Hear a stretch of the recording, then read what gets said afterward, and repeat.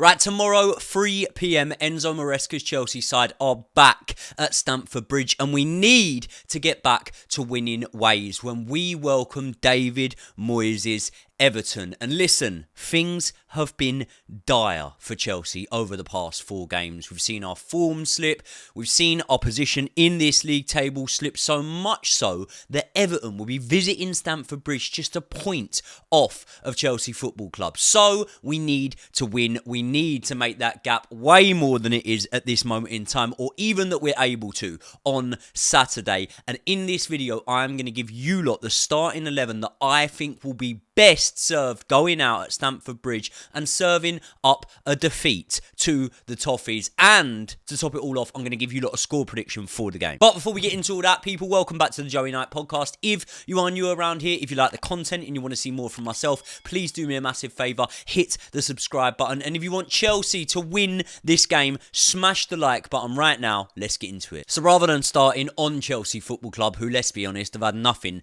to smile about over the past 4 games, let's start off on the Toffees, who I actually predicted to have a good season, a really good season by their standards recently. And you know what? Even when they were losing 3-0 to the likes of Spurs, I knew that things were going to level out for this Everton side. I think that this Everton side probably have more firepower on the bench than they've had in the starting 11 over recent years, I should say. And I mean, David Moyes, that's an instant upgrade for them. I mean, apologies to Sean Dyche. We love Sean Dyche around here, but David Moyes is definitely an upgrade on what they've had in recent years. Some might even argue since they had David Moyes themselves. So if that isn't a football club going full circle, then I honestly don't know what is. And you know what, right?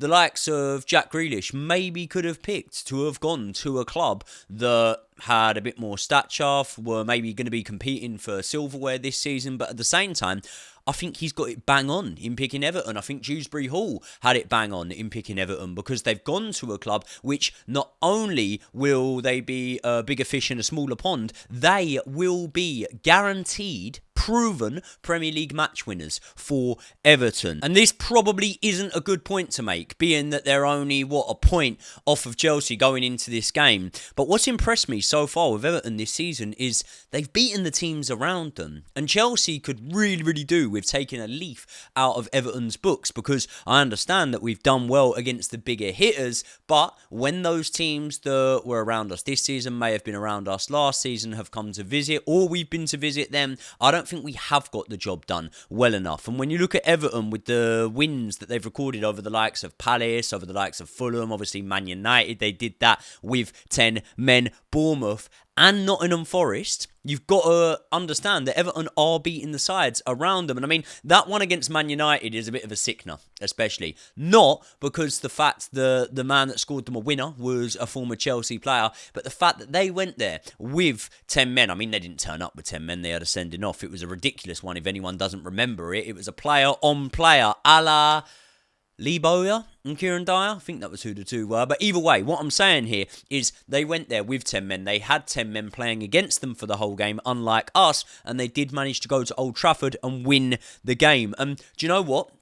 When you look at the form book and you look that Everton have got, just one loss in their last 5 games. I think it's 3 wins and a draw, as well as that loss. They are very much a team on form. And when you look at us with just 1 win in our last 5 games, we're coming in off the back of 4 games in a row where we failed to win, 2 of which we've lost. You would then say that there is enough there for Everton to rock up to Stamford Bridge and to be very confident. But I would then show you the form book, because let's be honest, it makes for fucking awful reading for Everton when they're coming to Stamford Bridge. Do you know what, right?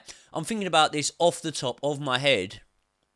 We've lost to Everton bare times in my life, to be honest. We've lost to Everton like 6-7 times that I can think of. But I'm scratching my head as I say this. I don't think they've ever beat us at Stamford Bridge in my lifetime. Tell me if I'm wrong, people. I'm 31 years old. I don't think they've ever beaten Chelsea at Stamford Bridge in my lifetime. I can't remember one. And do you know what, right?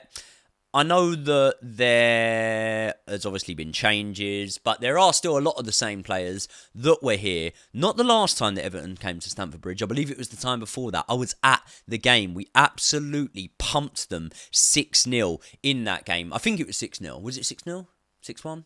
Listen, I might not be able to remember the scoreline, but one thing I can remember about that day is Cole Palmer was absolutely on fire the last time we probably battered these lot at Stamford Bridge. And I can't help but bring Cole Palmer up. And there'll be a lot of people that are annoyed that I'm bringing Cole Palmer up here, because there'll be a lot of people that will say, well, hold on, you brought Moises Caicedo up. You said that Caicedo not being there was a huge factor. Caicedo comes back into the team and you still lose the fucking game to Atalanta. And you would be right. But that does not serve my point here very well. And I'm going to say, I can't help but feel like injuries and, look, form itself is temporary, yeah? Class is permanent. And at some point or another, there's a man named Cole Palmer who will have been sat there the past few weeks, even months, and would have been hearing the likes of Mason Mount's name getting thrown back into a conversation as to whether he should have an England call-up. There's been a lot of debate over whether Jude Bellingham should be starting games or not. Stupid, in my opinion, if I'm being completely honest. There's been debate over whether it should be Phil Foden there. And there's a man named Cole Palmer who would have been sat there and would have been thinking, hold on, I've got the World Cup on my horizons. I've got goals to score. I've got assists to make. And I have got trophies to win this season. It's brilliant. There's all this sentiment around other players. But Cole Palmer will be very, very confident that he's going to be the one on that plane to America. He's going to be the one that they're calling upon when they need creativity. And listen, the proof's in the pudding. He's done enough already to show you lot that he is very much capable of doing that. I'm sorry, people. Palmer on his day is better than Bellingham and he's better than Foden. And as I say, injuries have dictated a lot of what has happened, or what hasn't happened, I should say, so far this season with Cole Palmer. But at some point or another, right? At some point or another, the sleeping giant is going to wake.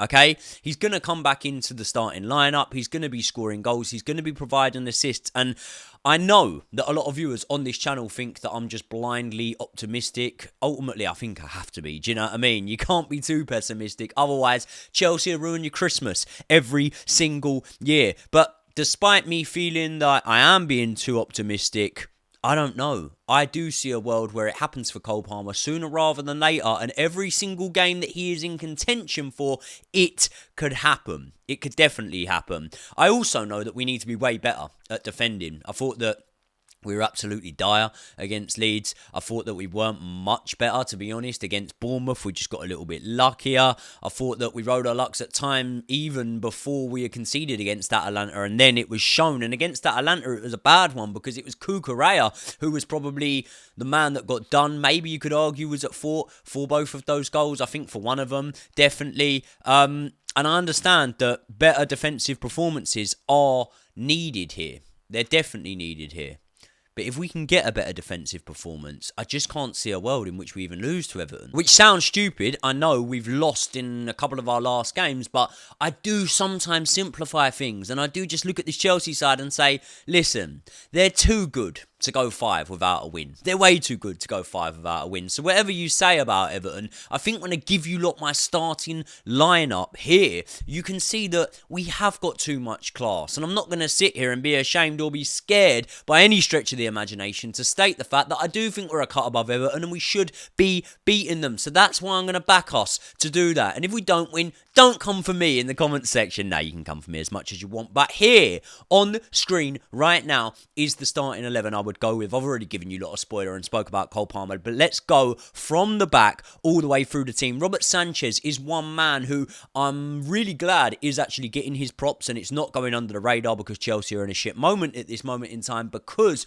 Robert Sanchez, I think, is one of our more reliable players at the moment. And I think that he's someone who, even in the moments where it has been difficult for us recently, has showed that he is giving his worth at the moment. And Joshua Changpong coming in the right back slot there, you can see, listen, I haven't massively been impressed by Malo Gusto so far this season. I don't think he's a drop off when we have him in that team, but I haven't massively been impressed by him. And I have been massively impressed by Joshua Changpong. I think in the last match, he showed us why we should have been playing him in these last few games over a Tosin Adarabioyo, even over a Benoit Badiashile. And I think that his ball carrying abilities make him a player that is able to do that role there, especially if Cucurella comes into the midfield at times, which I see, and we drop into a back three. I think he is perfect in that position. Now, Wesley Fofana, we know had somewhat of an injury. I believe it was an eye injury. I've read quotes from Enzo Maresca saying that he will be fit and available for this game. So if he is, I would start him. I would start him next to Trevor Chalobah. And again, I'm going to hold my hands up here and say I'm going against something I've said here by starting Cucurella. But at the same time, we have not seen Uriel Hato in this starting lineup anywhere near as much as we would like to, for me to be able to say, do you know what? I feel comfortable trusting him in a game that I do feel is a bit of a must-win game. So would I rather an unproven Uriel Hato? Would I rather a Cucurella who's looking a little bit leggy? I'm going to pick the lesser of two evils, and pick a Cucurella who is looking a little bit leggy at this moment in time. Hopefully, he proves me massively wrong. I'm sure he will. Reece James in there next to Enzo Fernandez. I understand again that many people will say to me, Reece James won't be playing this match. He's just played a full 90. I know. This isn't a predicted lineup. This is my preferred starting lineup. And ultimately, as much as I have banged on time in, time out about needing to protect Reece James, I do think that what's important more is us needing to win this game. And I do feel like Reece James being in there from the start only makes us stronger than, we are in Moises Caicedo's absence. So Reece James I would have in there, and Cole Palmer starting him in the 10. Now I'm going to go Esteval on the left wing, and that's because I want Esteval to start the game, and I also think that Pedro Neto is going to be way better suited on the right wing. Maybe he will change over at half time, but Pedro Neto on the right wing, João Pedro through the middle. Now what do I want to see in this game? Well, easily, I'll just say I want to see Cole Palmer back amongst the goals and assists. I want João Pedro to score in this match. I want Esteval to have a worldie. And I want Joshua Changpong to absolutely lock down the defence and play out of his skin. But I don't know whether all of that is going to come true for me. It'll be Christmas come early if it does. I look at this weekend and I think, well, Arsenal are playing Wolves, so we're hardly going to claw back much ground on them. But Liverpool against Brighton, Palace against Manchester City, they're both results or games in which our rivals could drop points, results that could come back against them, and then we could claw back some ground. And I do think that at the moment there's obviously a lot of negativity going around Chelsea Football Club, but honestly, one game, one good win, and it swings it back in our way. I will be going to this game as well, so really looking forward to it. Another thing I've just got to say before I put our score prediction, just done the school run, that's what I'm talking about. Another thing I'll say, I've seen quite a lot of people, right, the last couple of weeks, or at least definitely since Man United won against Wolves, telling me that Man United are now our rivals and we should now be looking at Man United. And they're asking me even if Chelsea are worried about Man United. Look, I honestly don't know what to say to you, but if you seriously think that Man United are a threat to Chelsea Football Club this season, I don't think you know football.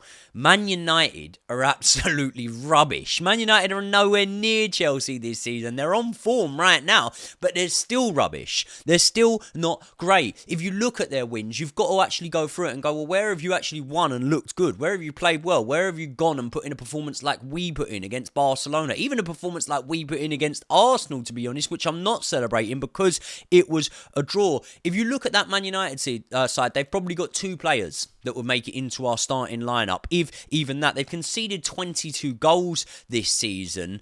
I think they'll lose to Bournemouth this weekend. I haven't been impressed by them in their games so far this weekend. So I don't know. I understand that they've beat Chelsea. Yep, fine. So you can use that one result and you can base your whole argument around that. Or you can look at what we've seen this season. And everything we've seen with our eyes would indicate to us that there's every chance that Man United's form, if you want to call it that, little bit of a run of results, there's every chance it doesn't continue. And there's every chance that Chelsea's one comes back. That fella's not cutting his hair this season. We're still going to win silverware. We're still going to win top four. So let's all just chill out. As for this game, I am going for Chelsea 2, Everton 0. People, let me know your score predictions in the comment section below, and I will see you all in the next one.